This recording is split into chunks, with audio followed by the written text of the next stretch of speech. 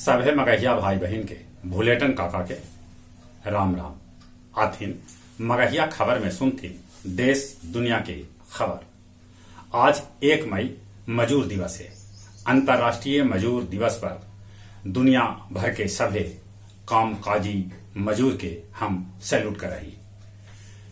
Corona से मशहूर TV पत्रकार रोहित सरदाना, पूर्व अटॉर्नी जनरल शोली सोराब जी, बिहार सरकार के मुख्य सचिव अरुण कुमार सिंह, कवि नागा अर्जुन के बेटा पत्रकार सुकांत नागा अर्जुन सहित ढेरे लोग के मौत हो गए। सुप्रीम कोर्ट पूछलका है कि केंद्र सरकार 100% कोरोना वैक्सीन के खरीद अपने काहे न कर रहा है।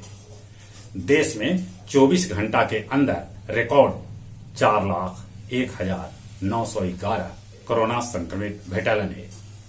24 घंटा में 3,521 आदमी के कोरोना से मौत के भी खबर है। अपन राज्य बिहार में भी 24 घंटा में रिकॉर्ड 15,853 कोरोना संक्रमित भेटलन है। बिहार के सभे विश्वविद्यालय 23 मई तक गर्मी छुट्टी मनावत।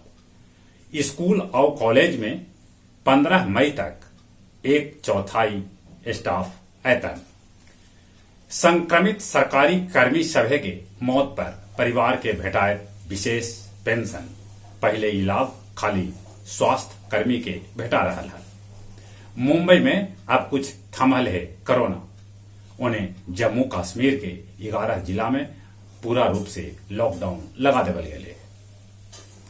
गुजरात के भरूच में कोविड अस्पताल में आग लगे से 18 मरीज के मौत के खबर है। उत्तर प्रदेश के कब्रिस्तान में माटी के कमी हो गए लगे। पश्चिम बंगाल में टीकाकरण आज से शुरू कर जा रहा है। उत्तर प्रदेश पंचायत चुनाव के गिनती रोके ले सुप्रीम कोर्ट में याचिका दायर कल गए है, जगह पर सुनवाई आज हो सका है।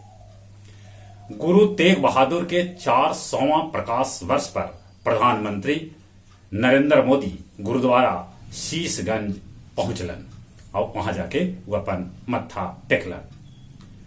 कोरोना से होयल बिहार के बाहुबली आरजेडी सिवान के पूर्व सांसद शहाबुद्दीन के मौत। शहाबुद्दीन उम्र कैद के सजाए दिल्ली के तिहाड़ जेल में काट रहलन हल। रेमडेसिविर इंजेक्शन बाजार से एकदम से गायब हो गए है।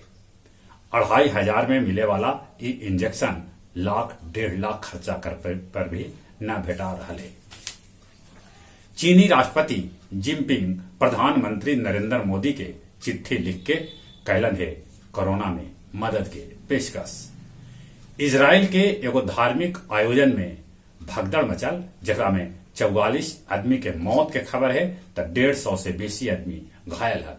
घायल के हेलीकॉप्टर से अस्पताल ले जायल गए। ब्राजील रूसी वैक्सीन स्पुतनिक भी के नकार दिलक। युगांडा के छोटे छोटे द्वीप में टीकाकरण कैसे करल जाए ये में समस्या खाड़ हो रहा है। मैक्सिको के रूस दिलक कोरोना वैक्सीन स्पुतनिक भी।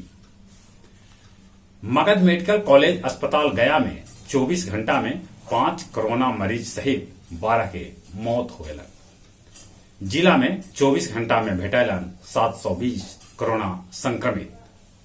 गुरारू में पुलिस वाहन से गुरारू के महिला चौकीदार आशा देवी गंभीर रूप से घायल हो गए। उनका इलाज गया के एगो निजी अस्पताल में चल रहा है। हनुमान, नीलगाय और कीट पतंगा परेशान कर रहलन है इमामगंज के किसान सभे के। अतरी के नरावट पंचायत के कोलुहाड़ा गांव में आग लगे से गेहूं के 300 बोझा जर के खाक हो गए। और कुछ खेल के समाचार। आईपीएल के कल खेलल गए मैच में Punjab Kings royal Challengers Bengaluru के 34 रन से हरा दिलक। पंजाब के कप्तान केएल राहुल बनौलन नाबाद 91 रन।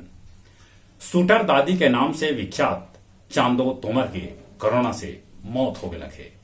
विश्व मुक्केबाजी परिषद चैंपियनशिप अनिश्चित काल लेल बंद कर देवल गए। ऑक्सीजन सिलेंडर खरीदे लेल क्रिकेट के शिखर धवन, जिनका लोग गब्बर के नाम से जाना था, 20 लाख रुपया के सहयोग दिलन है। और जहां तक मौसम के सवाल है, मौसम विभाग सूचना दिल का है कि बिहार राज्य में 4 मई तक आंधी पानी के आसार है। मौसम में तेजी से बदलाव आ रहा है, आंधी पानी चल रहा है, कभी ठंडा कभी गर्मी, गर्मी के पारा भी तेजी से चढ़ रहा है। मौसम के बदलाव से बचते, साथे साथे कोरोना से बचे ले मुंह और नाक पर मास्क लगाते, सोशल डिस्टेंसिंग के पालन करते, बाहर से घरे अला पर नीमन से हाथ साबुन से धोते, और वैक्सीन न लगलथिन है तो वैक्सीन जरूर लगाते। चलिए अपने सभी के एक बार फिर से बुलेटिन काका के राम राम।